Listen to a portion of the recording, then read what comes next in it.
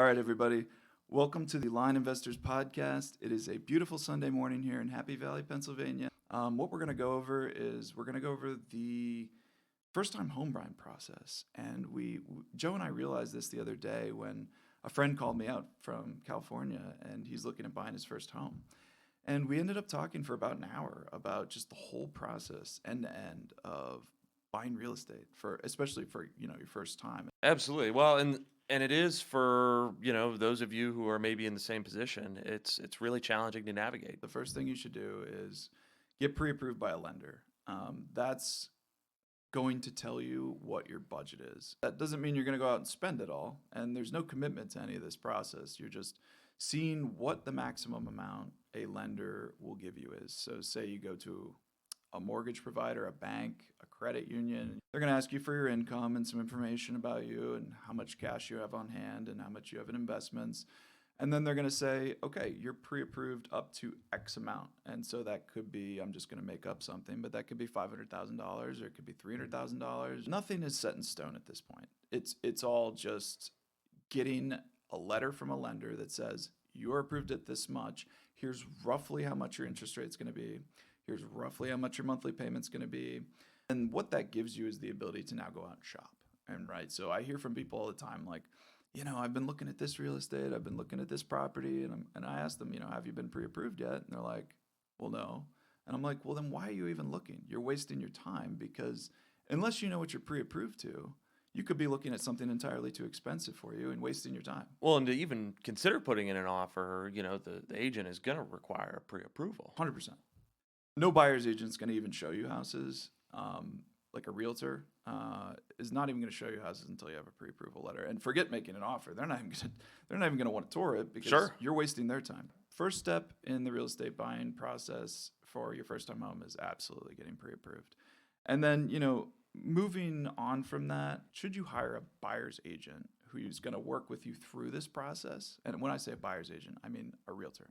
So in real estate, like when you're, looking at real estate, there's obviously the seller's agent, right, who's representing the seller of the property, and then you have a buyer's agent. Now, you have a choice there. You don't need to have a buyer's agent represent you. For your first-time home, it's probably recommended to most people. Now, if you have deep real estate knowledge and experience, maybe a family member, maybe close friends, you might not need one, but if a lot of what we're going to talk about here is news to you, you probably for your first time want to hire a buyer's agent. And what that's going to mean is that you're going to pay them a commission. And find a buyer's agent that you like, that is taking good care of you, that you feel is like sharing the right information with you, and is not rushing you through the process. You don't want a buyer's agent who is going to pressure you to buy anything.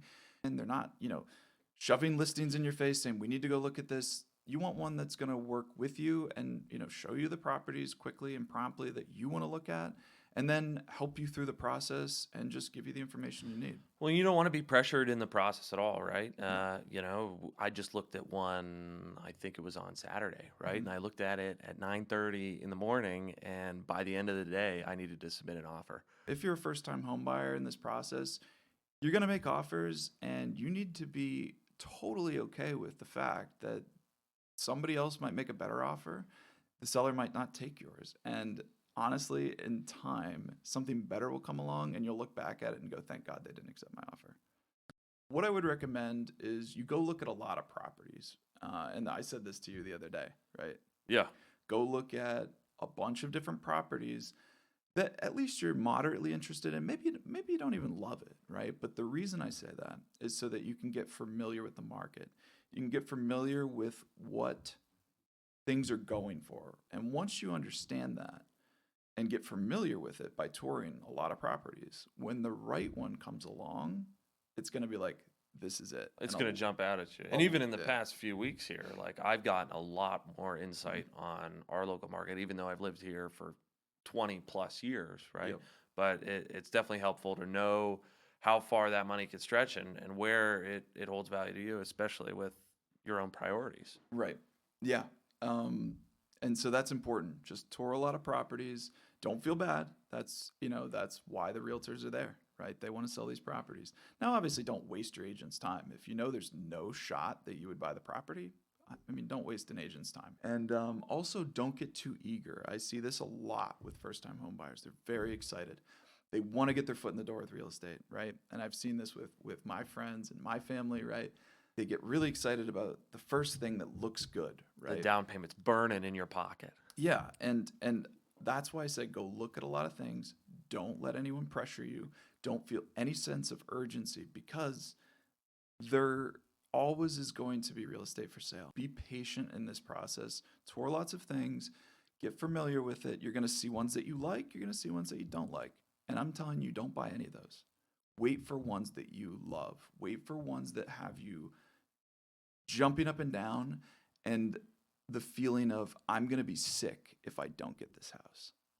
If you can see yourself in something for the rest of your life, that's what's worth it, to put your FHA on and really put some money into it. When the right one comes, boom, this is the one I need to pull the trigger on. And you're going to be ready since you've gotten pre-approved to pull the trigger.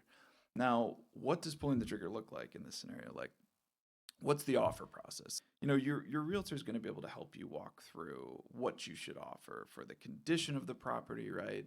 And help you understand contingencies. So I think that's the next thing to talk about is like what are contingencies when I say that? That's a big thing, especially for me. Getting prepped to make an offer here. So if I'm not incorrect, there's two major contingencies, right? There's a financing contingency and an inspection contingency. Is there anything outside of that, or? There are, but those are the two major ones that you need to be concerned with.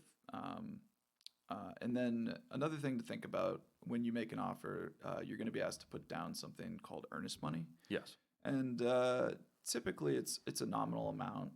I want to say it's like 1 to 2% of the asking price usually. So you're going to make an offer to the seller, right? And your realtor is going to submit it to the seller's agent. They're going to review it, and they're going to look at the price you're offering them, but you're also going to offer them earnest money as a deposit. And so if the seller accepts your offer, that's essentially like a deposit to say, I am going to buy your house and hold you accountable. So if you back out for some reason that's not covered under your agreement, they get to keep that money. So let's talk about the inspection contingency first. Mm-hmm. So what this is it's saying that I want to buy your house, but I want to do an inspection before we close on it. And what that means is you're gonna hire an inspector, or if you're working with a realtor, they're gonna be able to tell you like work with this person, and then you're gonna hire a professional inspector that's gonna come in and do a full inspection of that property, the exterior, the roof, the electrical, the interior, and they're gonna hand you a full report of the condition of that property and anything that's wrong with it. And good inspectors should be able to suss out if there's anything major wrong with the property, right? And some will go to more extreme lengths than others, right? So some inspectors will even do like a full sewer scope. Sure. Right. And why is that important? Because that's a major cost that can burn you in the future. So like if you're looking at an older property, let's say it's, I don't know, 1920, right?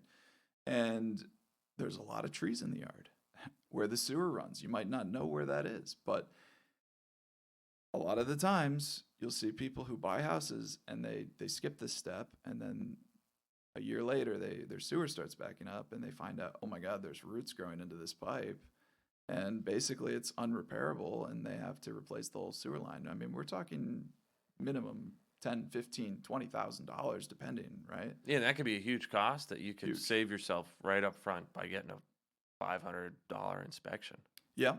And I mean, you know, I'm not saying that's always going to happen. It might not, right? But these are things that you need to be aware of. If you're more risk averse and you don't have this kind of cash saved up, right? Like you have to ask yourself when you're looking at older properties that are maybe in not the best condition or, you know, don't have clean inspection reports, can I afford for one of these major things to go wrong? Can I afford a $20,000 expense if it comes up? Well, especially right when you're putting your down payment down, you know, because you're already shelling out a lot of cash. You probably want to take some steps to protect yourself. Absolutely. And so a sewer scope, a full inspection, if you're putting down most of your cash and you don't have the budget for something major to go wrong, you probably should take these precautionary steps. Now, so you make an offer and you put an inspection contingency and you get an inspection. They're going to hand you a report with all the things that are wrong, right? What does that mean? That means that you can either A, take that report and say, nope, I'm out. I don't want this house anymore, depending on what's on it, and walk away from the deal, and you get your earnest money back because you had a contingency of the inspection. You can use that as justification to walk away from the deal. Alternatively, you could ask for a seller's credit. You could ask for a seller's credit. So you could say, okay, as an example, the inspector found that the roof is damaged. Sure. And needs some repair. You could ask for a seller's credit, which is money back to you at the closing process, which we'll talk about in a minute. But the seller essentially gives you money back to cover that thing that's wrong. In this case, let's say it's the roof. That's an option. Another option is you could ask for a price reduction. So let's say that you offered $300,000 on the house, and the inspection report comes back with a lot of critical things that are wrong. The HVAC is really old and on its last leg, or it doesn't work at all. Mm-hmm. There's a problem with the roof. There's, a leaky faucet, whatever. They come back with a long list, and you're like, wow, this is actually more than I anticipated when I toured it. I didn't realize there were so many things that need wrong, and it's going to cost me a lot of money to fix all this stuff to get it to the spot where I thought it was and where we would be okay living in it. So you could say, okay, we offered $300,000. With all this stuff, we can only offer $280,000. I don't know. I'm making up numbers, because I don't, know what's wrong. But you can ask for a price reduction, or you can ask for a seller's credit. And the difference there is, with a seller's credit, you're still giving the same offer price. So yeah, the original down payment, the original mortgage payment. Right. But you do get that in cash as an element of the mortgage. Like the seller is essentially giving you $20,000 in cash. Essentially. Yeah. Your realtor is going to be able to walk you through that process Sure. and what's more advantageous. Then there's also a third option. You understand what's on the report and you say, I'm okay with it. I accept the risk and I know what I'm getting into, or maybe it lines up with what you already know. So that's why it's kind of beneficial to have a buyer's agent, especially for this first time. But once you get used to the process, you might not need it as much. So we've talked about the inspection contingency. Now, the other one is called a financing contingency. What does a financing contingency look like? So let's say you include a financing contingency, your offer's accepted, and for some reason you can't get the loan. What would a reason be that a loan would get denied like that? Typically, when you're pre-approved, you're not going to get denied. Let's say you offer $300,000 on the house. Yep. The bank is going to order an appraisal of that property to value it. And let's say the appraiser comes in, does their appraisal, and it appraises for less than your offer price, which was $300,000. So it comes in at $275,000. You have a few options in that scenario. You can either walk away and say, well, it didn't appraise for what my offer was. I'm walking away, and you get your earnest money back. So no penalty to you, right? It's an option to walk away. Another option is you could come up with the $25,000 extra if you still really want to buy the house, but you have to come up with the $25,000 because the bank's only going to loan you $275,000. That's what the appraiser said it's worth. Yeah. So you can come up with the extra $25,000 and still buy the property. That's an option. Another option could be you could say to the seller, I offered you $300,000. The appraisal came in at $275,000. Here's a copy of the report. I can offer you $275,000 and lower your offer price to $275,000. I still want the house, but I can only offer you this much. Sure. So that's another option as well. But the financing contingency gives you that option. Otherwise, you either have to come up with the $25,000 in cash or lose your earnest money. You forfeit it, and the seller gets to keep it, and you get nothing. Well, let's say I am denied in this scenario, right? Because this is something that could happen, and that's with one lender, right? Could I get it appraised by another lender? Yes, absolutely. So you can get a second opinion, so to speak. Yeah, you can. So when you make your offer, another thing in that offer is going to be the closing date. And so typically, depending on the scenario, but average, you're going to look at like 1 to 2 months to close. Yeah. From the date the offer is accepted. 1 to 2 months from then is going to be the closing date, which is actually when you get your keys, the transaction's finished and recorded. So the reason I bring that up is the mortgage process takes time, not the pre-approval process. I'm talking after your offer is accepted and you start actually moving forward with the lender. It takes time, a long time. Sometimes it can take weeks or a month. Sure. So if you are going through the process of obtaining the mortgage with one lender and you get to the very end of that process and they deny you, you have to restart that Sure. process with another lender. But you might not have enough time. But so, yeah, I think that kind of wraps up the financing contingency.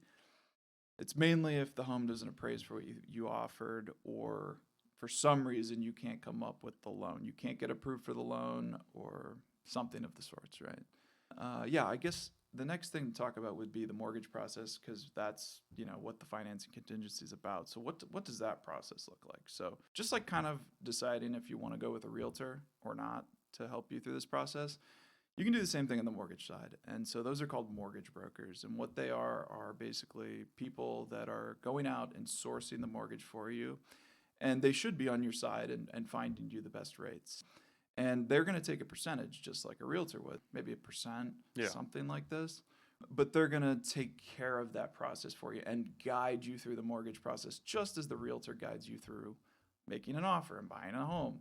The mortgage broker is going to guide you through the whole mortgage process. They're going to hold your hand. They're going to find you the best rates. They're going to tell you what you need to submit. You don't need a mortgage broker, but if the process is really intimidating to you and you're not really familiar with your finances, or maybe you're not super financially literate, you probably want one, right?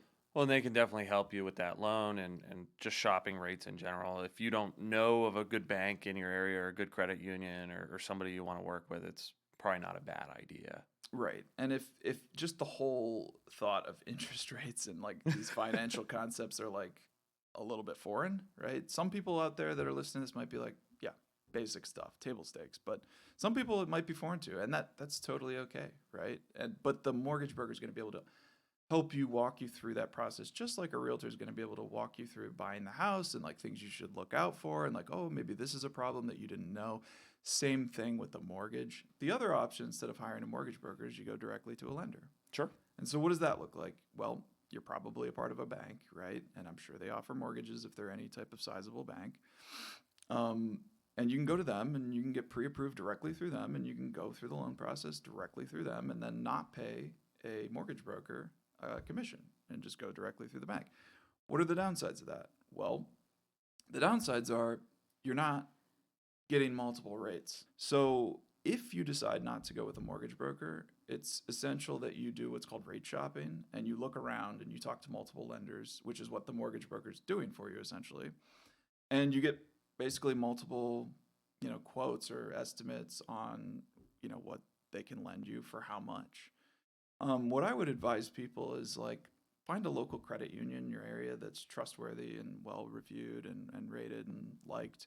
And talk to them first. Typically, credit unions, since they're member owned, are going to have more favorable rates than your bigger nationwide banks, right? They're going to give you better terms, pricing, rates, all these things, closing costs. But again, talk to multiple lenders, right? And so if you don't want to do that, if that sounds overwhelming, then go with a mortgage broker. They're going to take care of all that for you. Sure. If you're up for it and you're a little bit more, financially literate and with it in that domain, go talk to a bunch of lenders, get a bunch of different rates. But you want to do this early, during the pre-approval process, while you're shopping for houses. You want to do this a little bit at a time. Once you have your offer accepted, your lender or mortgage broker is going to work with you to do something called a rate lock. And that's where you actually lock in the interest rate for your loan. Mortgage rates change every day. Sure. And they're based on the treasury and things like this, but they're not exactly directly related, as mortgage brokers will tell you, but they are correlated. But they change every day. This is a decision-making process of like, do you want to lock it or do you want to wait a little bit more, see if they come down, or risk that they could go up? But it doesn't always work the way you think. Sure. Like sometimes when things get worse, just like with COVID, what happened? Interest rates get better. Right? Because the economy got worse. Because they knew that if they didn't lower interest rates, everything was going to fall. Like it was going to collapse. Yeah. So they lowered interest rates to encourage more borrowing. So it's not always like as logical as you would expect. Like anybody that tells you that they know where rates are going to go is just straight up lying in your face. Well, nobody can predict. That's the truth. Yeah. And if you're working with a broker, probably trust their opinion, trust the person you're working with, or your realtor. They probably have some input on it, but don't overthink it, and lock a rate that's reasonable that you can, if you can afford the payment, just lock it, be done with it. Now, as a part of that process, when you're locking a rate, there's gonna be options within that. During that process, they're gonna spell that out for you. They're gonna give you multiple options, but Sure. you could pay $5,000 to get a percentage lower interest rate. Yeah. And that's gonna make your monthly payment lower. But typically, you would probably think and agree with me that that's probably not a good idea because you can always refi anyway. Honestly, it all depends on your situation. Sure. If you have the money, you can do the math in terms of how long is it going to take you to recoup that upfront fee. Sure. So let's play with an example, and I'll make the numbers really simple to make it clear. So if it's $1,000 upfront to get your mortgage lowered by enough of a percentage where it lowers your payment $100 a month, okay, that's going to take you 10 months to recover that cost. So the question to ask there is, roughly where do I think things will be at in 10 months or a year from now? Like, if there's a very strong chance that rates could come down, it's probably better to just lock the rate you have and then maybe wait. But again, you're just playing a game, and nobody really knows where they're going to go. It all depends on your financial situation. It all depends on what your goals are. If you don't mind having a larger payment, if you have the money to pay the points to get a lower rate, and you want a lower monthly payment, you can do that. So it's really just all up to you and your personal financial situation, your goals. But if these things sound foreign and complex to you, probably hire a mortgage broker to help you out. And then the last step in this whole process is the closing process. And so this is typically at an attorney's office or a title company's office. And you go in and you sit down with your realtor, your mortgage broker if you have one, if you have a realtor, these two people, and then you've got the lender, right? It's typically going to be there, and an attorney or the title agent that's doing the process.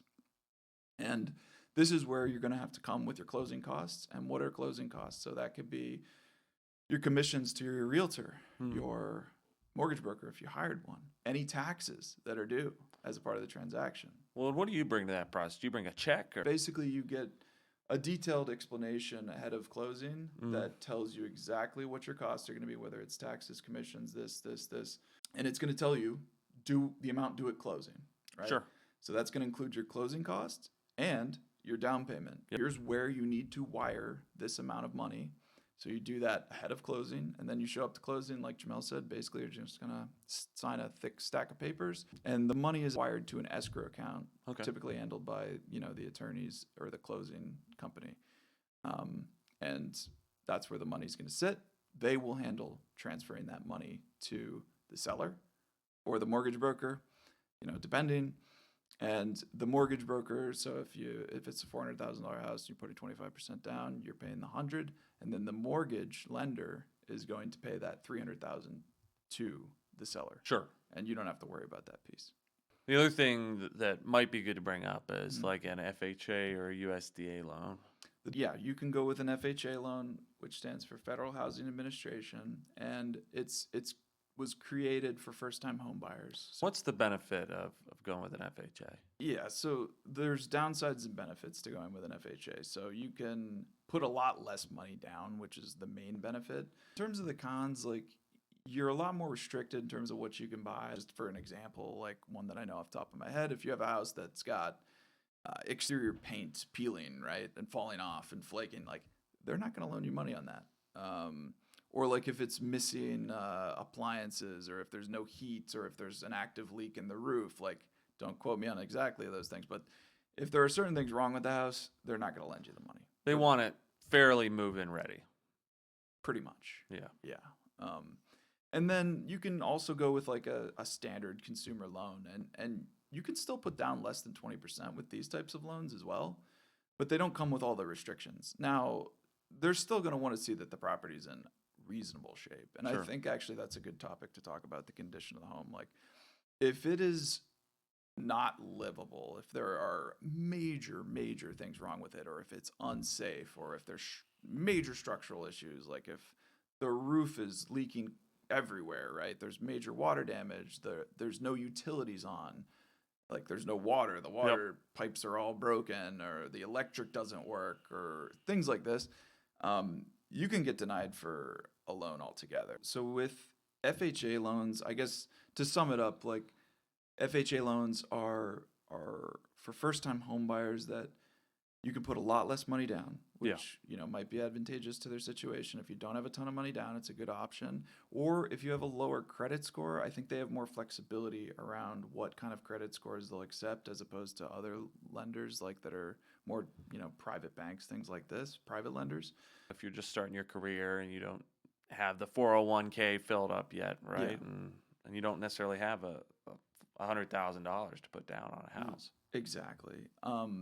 Now, if you put less than 20% down on any mortgage, whether it's FHA or not, you're going to have to pay what's called MIP or PMI. And so MIP stands for Mortgage Insurance Premium, and that's associated if you get an FHA loan. So if you're putting less than 20%, you have to pay a mortgage insurance premium, or MIP, as a part of your loan until you have 20% equity, and then it will go away.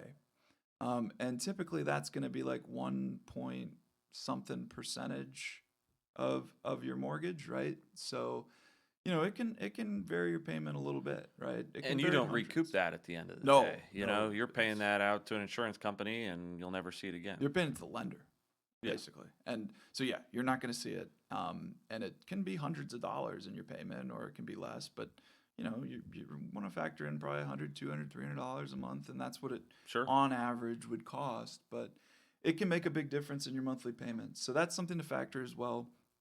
And if you're getting a standard consumer loan, it's called PMI, or private mortgage insurance.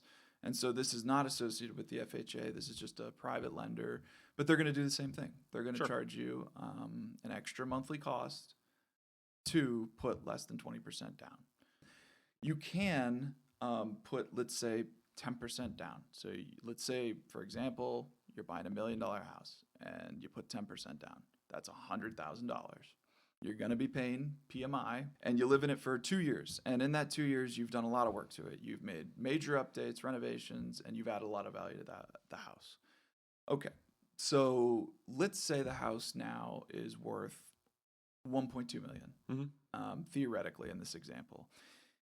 If you can convince a bank that it's worth that much via an appraisal, so let's say you go to the bank and say, hey, I'd like to refinance this loan and get rid of the PMI, and who knows, maybe interest rates are in a more favorable position, which would be fantastic. But ignoring that, let's say you want to just get rid of the PMI. So you go to the bank and say, I'd like to get rid of the PMI. What they're going to do is they're going to order an appraisal. They're going to give a value to the bank, and you get a copy of the report. And if that appraiser thinks that it's worth $1.2 million, well, you've added $200,000 worth of value in that 2 years, which would be awesome if you could. And that would mean that with your initial $100,000 down, plus the $200,000 of value you've added, now you have $300,000 in equity. You have more than 20%. Yeah. And so you can get rid of the PMI payment. It's now gone. So as a part of that, do you have to refinance it all, or is it just the appraisal element that... I believe you can just request to get the PMI removed without doing a full refinance. Okay. Sometimes if the bank can do what's called a desk appraisal or an online appraisal, they have different names for it, but essentially it means the same thing. Online appraisal, desk appraisal. What that means is Google Street View. Basically, yeah. They're doing just a quick online evaluation based on the area, the zip code, and the square footage. If values have gone up around you. And if they are confident that just online with the data they have, that it's worth what it needs to be worth, they'll skip the actual appraisal, and then you don't have to pay for an appraiser to come out and do it. How much is that usually, Bron? It depends on the square footage of the house. Yeah. But average, 500 to 1,000. Okay. Depending on where you're at. Every lender's different, every appraiser's different. But yeah, 500 to $1,000 if an appraiser's actually physically coming out to your location and doing that. For what I mentioned about the desk and the online appraisals, it's totally free. They're not going to charge you. No, they just do an online. They have a tool that they plug in the address, and it tells them this is how much it's worth based on their formulas. And One thing I want to point out with all of this is that don't expect appraisal values. Appraisal values and market values are totally different things. And what do I mean by that? Well, the bank and the appraiser is going to say, this is how much we're appraising the property for. The market value is how much your property is actually worth on the market if you were to put it for sale. Totally different values, and you should not expect them to be the same. Because you might get an appraisal and say, what? My house is worth way more than that. Sure. Happened to me. I got an appraisal. I know my house is worth way more than that. I won't say the numbers, but I know my house was worth on the market way more than what the appraised value is. Yeah. The appraised value is always, well, not always, but typically going to be much lower than what the market value is because they're being more conservative. Yeah.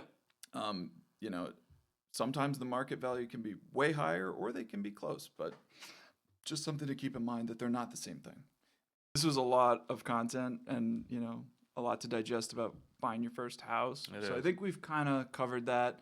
You know, we'll talk more in future episodes about the home buying process and, you know, little ins and outs. And if there's anything that we didn't cover, like, leave us a comment. Tell us if there's something we missed. And then, you know, in future episodes, we'll probably cover how to buy, like, your next rental property or your first rental property if you've already taken that step and bought your house. And we'll get into all the ins and outs of that because it's a very different process. But anyways, we hope everyone out there, you have a good rest of your day. Enjoy this nice spring weather, and we will see you on the next episode. We'll see you then. Thank you so much.